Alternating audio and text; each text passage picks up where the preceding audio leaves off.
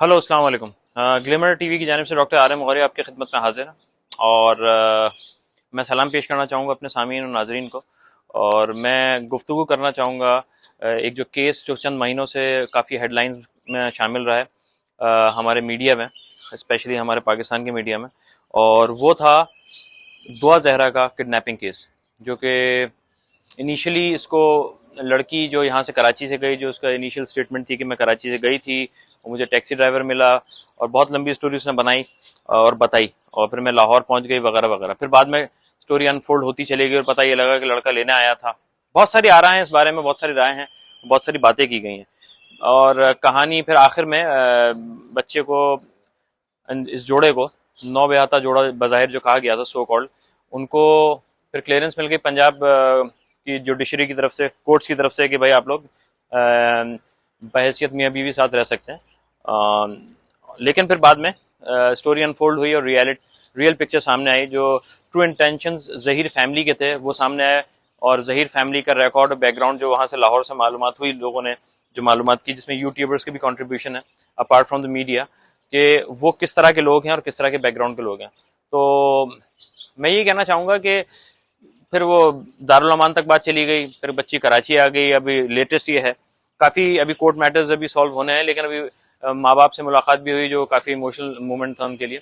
और उन्होंने as a parent कितना सफ़र किया, कितनी मुश्किलात से दो चार हुआ। और दुआ जहरा जो बच्ची है, गुड़िया है, वो सबकी बहन बेटी, लोगों ने समझा उसको अपनी बहन बेटी समझ के इसको इस केस को परस्यू किया, और लोगों ने सपोर्ट भी किया, और ये बात भी अच्छी थी। बस ऐसा ही होना चाहिए था।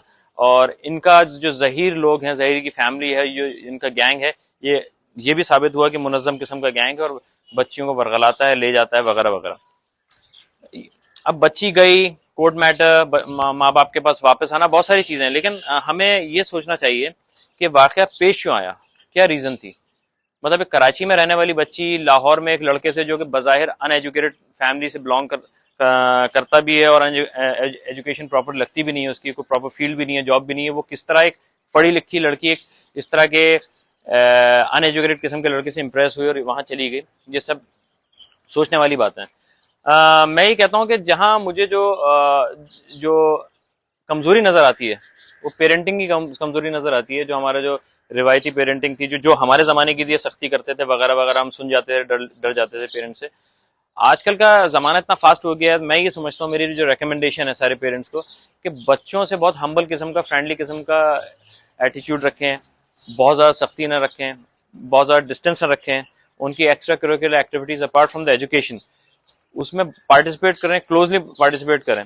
इसलिए कि मुझे जो बाज़ाहिर नज़र आया, जो दुआ की जो फैमिली है, और connection between the parents and daughter, उसमें जो है ना, मुझे फुकदान नज़र आया। अगर ये फुकदान नहीं होता तो वाक़या पेश नहीं आता। तो मैं ये कहना चाहूँगा, पेरेंट्स से मेरी खासतौर से रिक्वेस्ट है, अपने बच्चों के लिए, बेटियों के लिए खासतौर पे इस चीज़ का ज़रूर ध्यान रखें कि उनसे बहुत क्लोज फ्रेंडली किस्म का रिलेशन रखें, उनसे बातें शेयर करें, और वो फिर आपसे बातें शेयर करेंगे। अगर उनकी जो भी बातें, वो अपने पर्सनल बातें शेयर नहीं करेंगे, तो आपको उनकी जो इनमोस्ट फीलिंग्स है पता नहीं लगेंगी। तो लिहाजा मेरा यही रिक्वेस्ट है कि स्कूल गोइंग बच्चों के लिए और बच्चियों के लिए, कि उन यंग पेरेंट्स से कि अपने बच्चों से बहुत ज़्यादा क्लोज कांटेक्ट रखें, इमोशनली क्लोज रहें। बहुत ज़्यादा सख्ती बहुत मुफीद नहीं होती, सख्ती कुछ जगहों पे की जाती है, लेकिन उन लोगों से बिल्कुल फ्रेंडली एटीट्यूड रखें, ताकि इस तरह के शर्मनाक वाक़े पेश ना आए।